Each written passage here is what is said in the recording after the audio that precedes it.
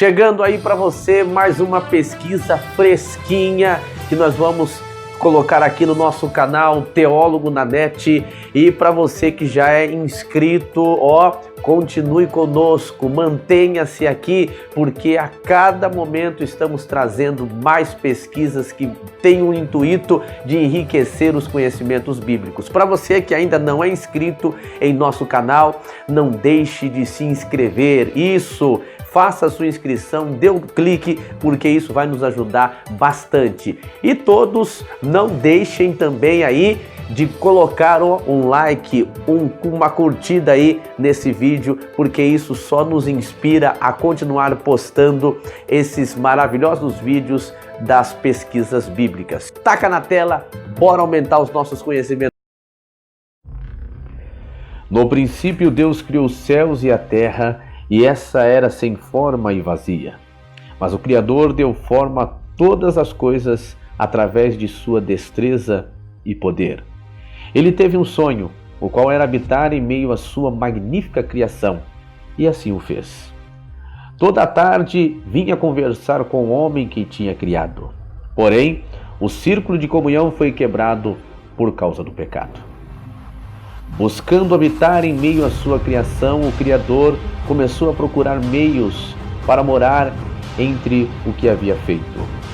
Um desses meios criados foi através de uma caixa de madeira chamada Arca da Aliança, a qual media 110 centímetros de largura e 70 centímetros de altura e comprimento. Segundo a Bíblia, essa arca tinha a poderosa glória do divino. Se existe um lugar onde Deus habitou dentre os homens, esse lugar foi a Arca da Aliança. Um objeto cercado por enigmas e grandes manifestações, milagres, pragas e castigos. O patrimônio de um povo, um objeto mágico, a morada de Deus.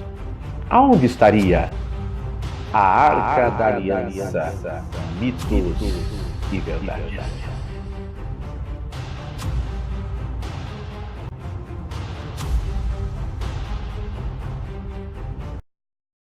Iniciamos mais uma pesquisa do canal Teólogo na Net, nesse quadro Janela Arqueológica. Hoje nós temos um convidado especial que vai nos ajudar a fazer uma bela reflexão a respeito da temática de hoje. Mas antes eu queria fazer uma pequena reflexão aonde entenderemos o propósito desse canal Teólogo na Net. Eu gostaria de citar a frase da grande escritora americana Sandra Carey. Ela disse: "Não confunda jamais conhecimento com sabedoria. Um ajuda a ganhar a vida, o outro ajuda a construir a vida." O conhecimento ajuda a ganhar a vida, a sabedoria ajuda a construir a vida. Nesse canal nós queremos unir tanto um como o outro, o conhecimento com a sabedoria. Queremos ganhar, queremos construir, queremos evoluir, queremos crescer no conhecimento e na graça de nosso Senhor e Salvador Jesus Cristo.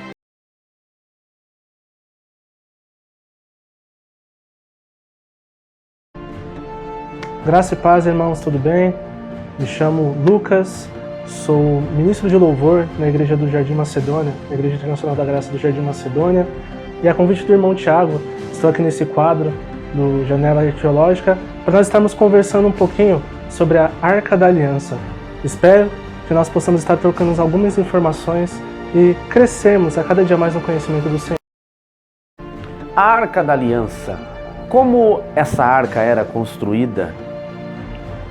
Quem construiu essa arca?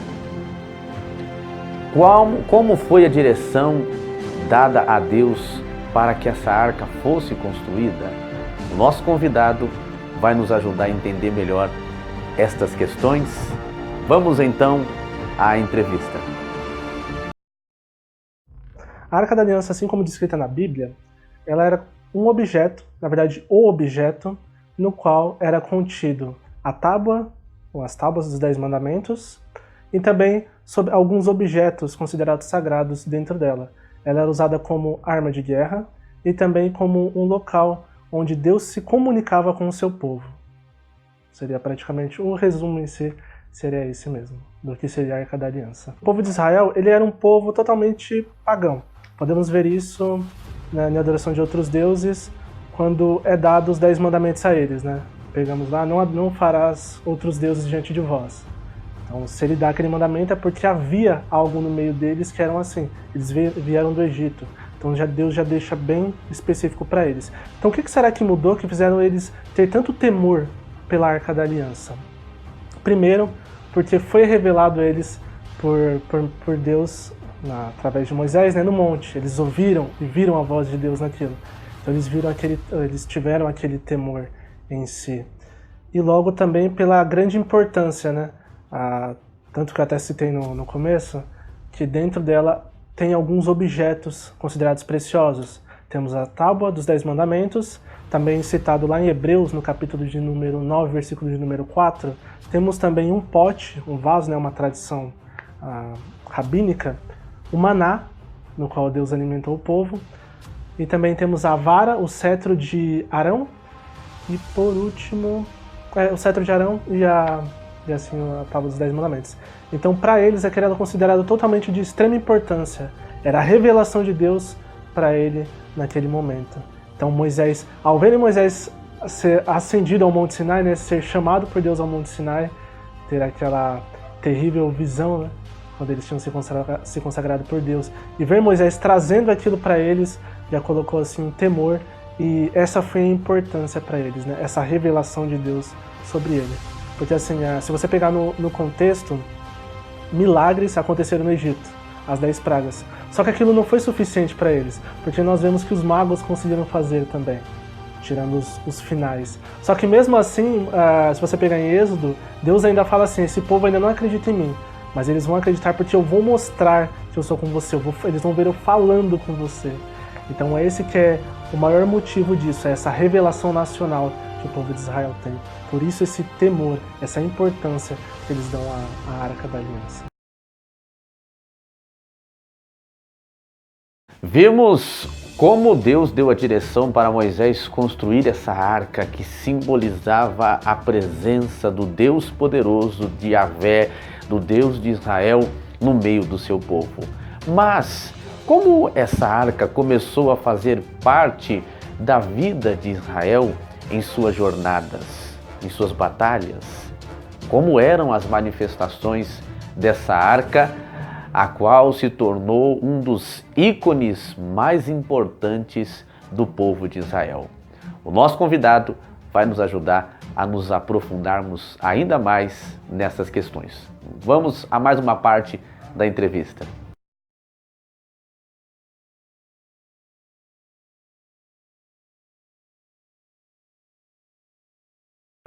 Quando nós falamos da Arca da Aliança, falamos em seu poder, logo vem à nossa mente a guerra. Todo mundo fala a guerra.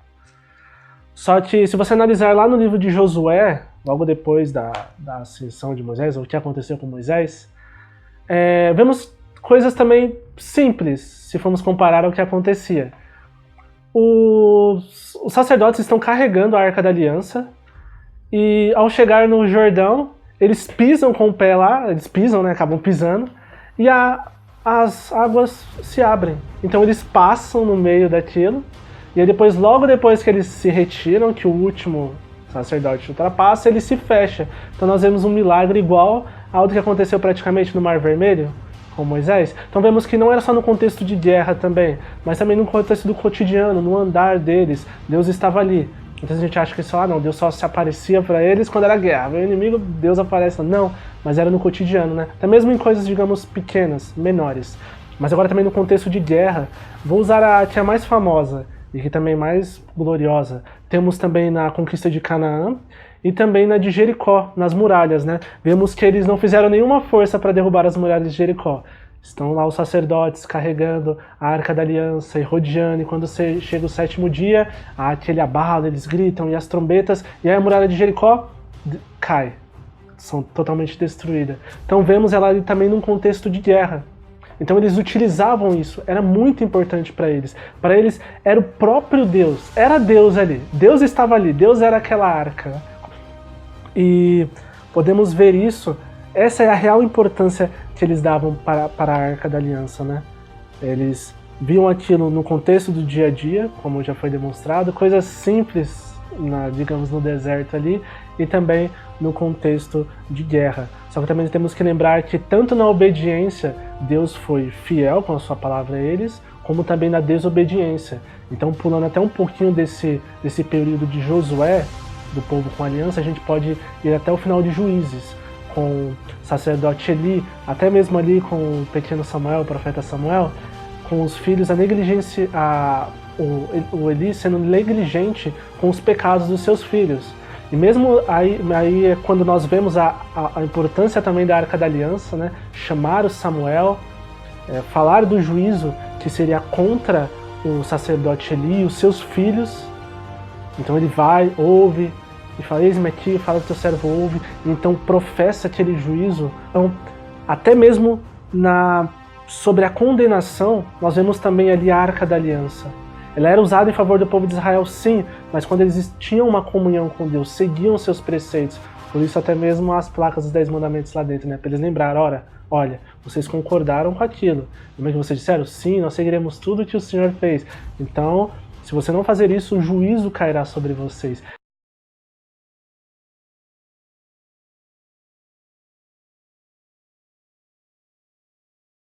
Uma das teorias que nos explica aonde estaria essa arca é defendida por muitos estudiosos, que no Domo da Rocha, aonde fica o Monte Moriá, isso é em Jerusalém, existem muitos túneis, e na época do rei Manassés, o qual reinou no século 7, e esse rei Manassés foi um dos piores reis de Israel. Teve um reinado vasto, 55 anos, porém um reino cheio de horror, aonde a idolatria tomou conta de Israel, de Judá, aonde a idolatria se apoderou até do templo do Senhor, o qual era para ser o lugar de sua glória, se tornou um templo da vergonha. E o rei Manassés, esse mesmo que mandou que cerrasse um profeta Isaías, segundo a tradição, mandou construir templos a deuses pagãos dentro do templo sagrado. Os sacerdotes, sabendo disso, tiram a arca ocultamente do templo e a escondem em algum lugar, que seria no Monte Moriá. Isso é um enigma, isso é um mistério. Uma outra teoria, segundo alguns estudiosos, é que no século X, o faraó Shishak, ele vai saquear Israel, fazer uma guerra contra Israel, e o povo fica nas mãos de Shishak e entregam a arca, como também os tesouros do templo, para esse faraó. Mas essa teoria não é assumida, não é sustentada, não é aceita por muitos. Continua o mistério da Arca da Aliança. Continua o enigma de mais de 3.000 anos. Aonde estaria a Arca da Aliança?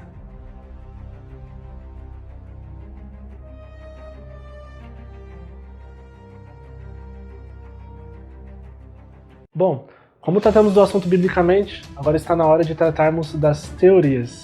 Vamos falar de duas, onde poderiam estar ou supostamente estaria a Arca da Aliança. Segundo alguns, poderia estar na Etiópia. Primeiro, porque há uma religião totalmente focada nisso, na Arca da Aliança, e ela é a única nisso. Quando vamos até lá, vemos grandes monumentos que, se fosse pela sabedoria humana e a mão humana, era impossível ter sido feitos. Eles dizem que aquilo é por conta dos poderes da Arca da Aliança. Eles dizem que em nenhum desses templos há a Arca da Aliança lá dentro. E aí talvez você me pergunte: ok, mas como eles sabem e como ela foi levada até lá, sendo que ela tinha esses poderes e acabava queimando todos aqueles que se aproximavam? E aí que vem a história. Segundo eles, a rainha de Sabá, quando foi visitar Salomão, houve ali um círculo amoroso entre os dois. E ele e ela se conheceram no sentido bíblico dos termos. E aí sim, ela teve um filho, e um dia esse filho foi visitar o seu pai. Chegando lá, o visitou, tiveram as conversas de pai e filho, e quando ele foi embora, ele acabou saqueando a Arca da Aliança, levou até esse povo, até a Etiópia, e ali ficou. Por que descartamos essa teoria? Ela é cheia de furos. Primeiro, por que e como Salomão deixaria com que o seu filho roubasse o que era de mais importante, o objeto mais importante para o povo de Israel? Será que apenas por um simples amor? Segundo, historiadores dizem que a rainha de Sabá seria Sabá da Arábia e não Sabá do Egito. Então temos aí, entre essas e outras evidências também, para descartarmos isso, e até mesmo relato do próprio povo, do próprio sacerdotes do povo, que dizem que eles mesmos não acreditam nessa história, mas que ela foi criada para dar um sentido de como a arca foi levada até o povo. A segunda teoria que aponta seria nas cavernas do Mar Morto, em Qumran. Primeiro, pelo número achado arqueológico dos manuscritos. Segundo, também porque foi achado um manuscrito lá, no qual ele dizia que naquela caverna se encontravam grandes tesouros.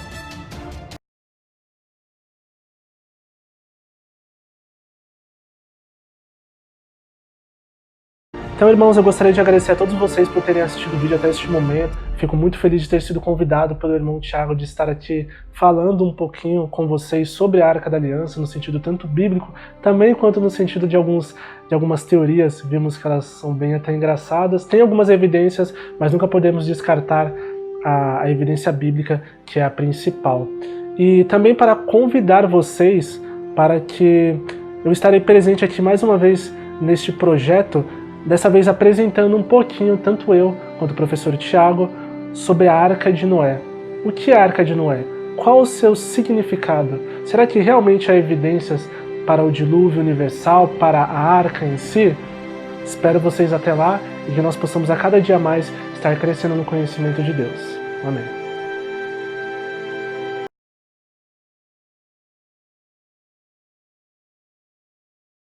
Chegamos ao final do nosso documentário a respeito da Arca da Aliança, da nossa pesquisa. Fica essa reflexão, fica essa meditação a respeito da Arca da Aliança. E para somar ao que já foi exposto, eu gostaria de fazer a leitura do livro de Jeremias, capítulo 3, versículo 16, aonde o profeta fala: "E sucederá que, quando vos multiplicardes e frutificardes na terra, naqueles dias, diz o Senhor, nunca mais se dirá, a arca do concerto do Senhor, nem lhes virá o coração, nem dela se lembrarão, nem a visitarão.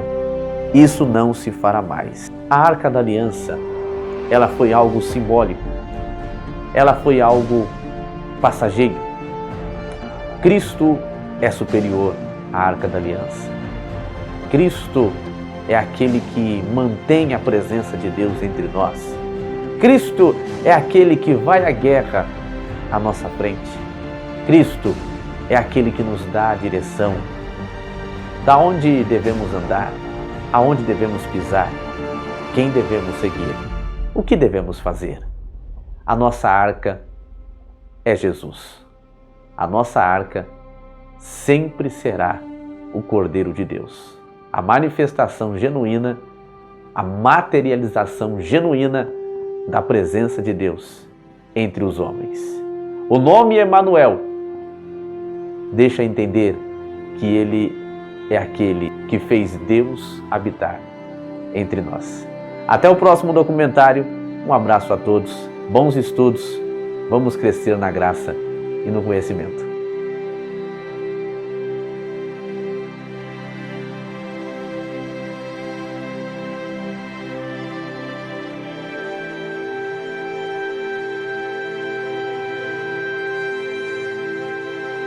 Você que curtiu muito esse documentário, você que curtiu muito essa pesquisa, não deixe de colocar aí a sua curtida E também, se você ainda não é inscrito, se inscreva no nosso canal, isso é muito importante. Vai nos ajudar a crescer nesse propósito de levar mais conhecimento a respeito da palavra de Deus, tá bom?